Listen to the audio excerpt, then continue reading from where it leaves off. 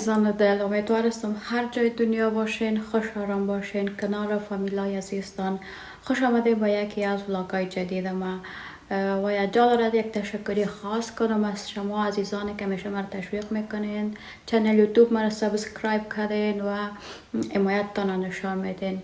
از همگیتان یک جهان سپاس. کسایی که نو به چنل یوتیوب ما جوین کردین به همگیتان خوش آمدید میگم. اگر مرا نمیشناسین، نام مرا حد است، در کشور فرانسه زندگی میکنم.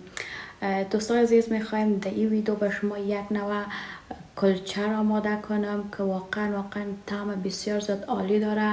یک کلچه است که متفاوت‌تر از کلچه های است که تا فعلا شما استفاده کرده. این کلچه رژیمی است، کسایی که خصوصا در رژیم هستن میتونن از استفاده کنن و وزن نمیگیرن. کلچه است که از شیرینی باب و طبیعی یعنی آماده شده. ما در این کلچه اصلا روغن، بوره و آرد عادی استفاده نمی کنم. کلچه هست که 100% مفید است و اصلا مضر نیست، مثل کلچه و که شما تا فعلا استفاده کردیم. به خاطر آماده شدنش میریم مواد لازمیش میبینیم و طرز تهیهش. خب دوستای عزیز، موادی را که ما به خاطر آماده ساختن از یک کلچه خوشمزه رژیمی ضرورت داریم، یعنی در خانه همگی موجود است. همگی میتونه بدون کدام بهانه از یک کلچه خوشمزه آماده بسازه. با 2 دانه سیب ضرورت داریم، 1 دانه املاک، البته املاکی که سخت باشه، چون که این املاک میتونیم آسانتر از تراشک بکشیم. با بیکینگ پودر 4 مغز ضرورت داریم و همچنان ایل و اوتمیل. ما به خاطر از اینکه طعم از این کلچه را خوشمزه تر بسازه، یعنی 2 دانه یوگورت اطفال، البته یوگورت است که واقعا طعم عالی داره و طعم از این یوگورت بسیار زیاد دوست دارم و همچنان اندازش زیاد کلان نیست و چربیش هم کم است. میتونیم از این یوگورت علاوه کنیم و شما میتونید نظر به دلخواهی تا نظر یوگورتی که دوست دارین اضافه کنین. من این یوگورت طعمش دوست دارم، از این استفاده میکنم. خب دوستا، اولین کاری که میکنیم میگیریم املاک همراه با سیب، هر دوش از تراشک میکشیم.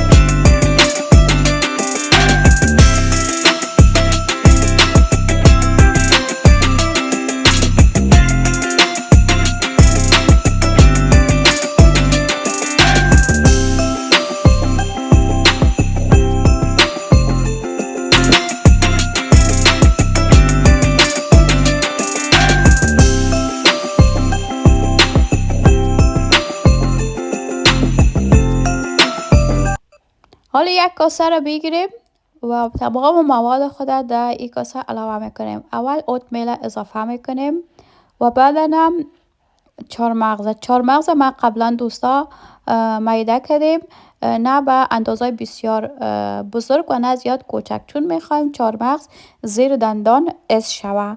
و بعدا هم پولی یا که بیکینگ پودر خود اضافه میکنیم به اندازه نیم قاشق چای خوری.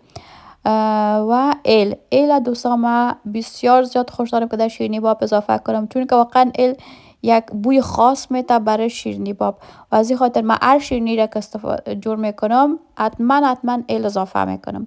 ایل هم کوشش کنه امو وقتی که کیک تانه یا کلچه تانه درست میکنین دفعتا امو ایل یا نیم میده کنین، بکوبین و اضافه کنین، چون بوی خاص میده. و همچنان یوگورت را که ما انتخاب کردیم اضافه میکنیم. این یوگورت دوستا خوبیشی است که شیرینیش که هست یعنی طبیعی است. شیرینیش یعنی مثلا از ما توت زمینی است، از توت زمینی است یوگورت که انتخاب کردیم و شیرینی طبیعی داره، چون شیرینیش هست میوه است. از این خاطر ما این یوگورت اضافه میکنم و شما گفتم نظر به خواستان یوگورت را که دوست دارین میتونین اضافه کنین. و بعدا هم میوه را که تراشک کردیم، سیب و همراه با املاک را هم اضافه میکنیم دوستان. بعدا خوب میگیریم مواد با هم دیگر مخلوط میکنیم.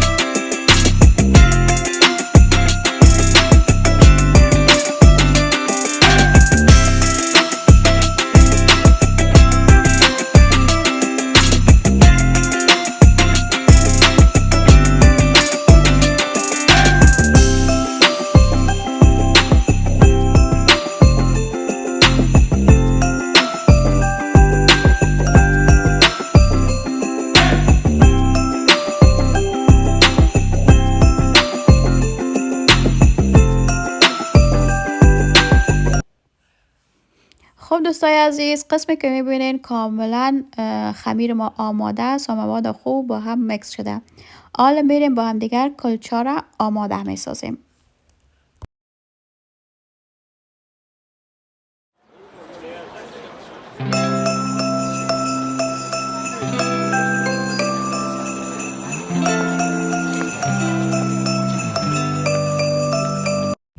خب دوستای عزیز، به این ترتیب تمام کلچه ها را آماده می سازیم.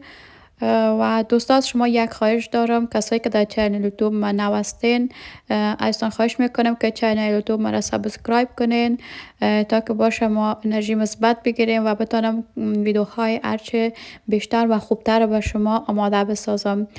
لطفا چینل یوتیوب ما را سابسکرایب کنین و همچنان زنگوله را هم فشار بدین. خب دوستای عزیز، قسمی که میبینین تمام کلچه ما آماده است و ما داش قبلا به درجه 150 درجه روشن ساختیم و حالا میریم تمام کلچه را در داش میگذاریم و بعد از مدت نیم ساعت میبینیم که چه اتفاق میفته دوستان.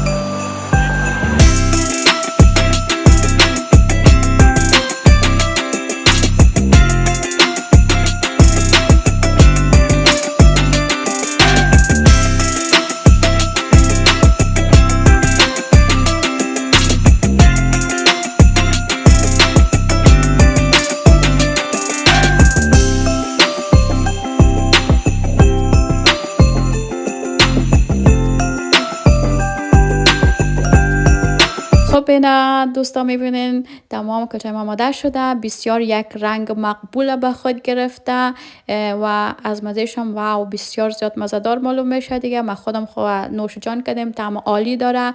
از شما میخوایم که حتما از این کلچه در خانه آماده بسازین و همراه با فامیلتون در یه هوای سرد زمستانی نوش جان کنین. با یک گلاس کافی از طرف دیگر یک مزه خاص میده.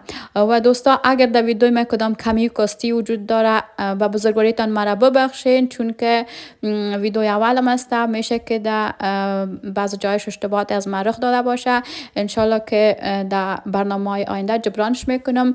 بازم تشکری میکنم که تا الان ویدیوی مرا دیدین، تماشا کردین. انشالله که در ویدیوی دیگه با هم خواد دیدیم و انشالله یک ویدیوی بهتر براتون آماده میسازم. امید که از این کلچه خوشتان آمده باشه و به همگیتان وقت اوقات خوش میخوایم تا ویدیوی بعد. الله نگهدار.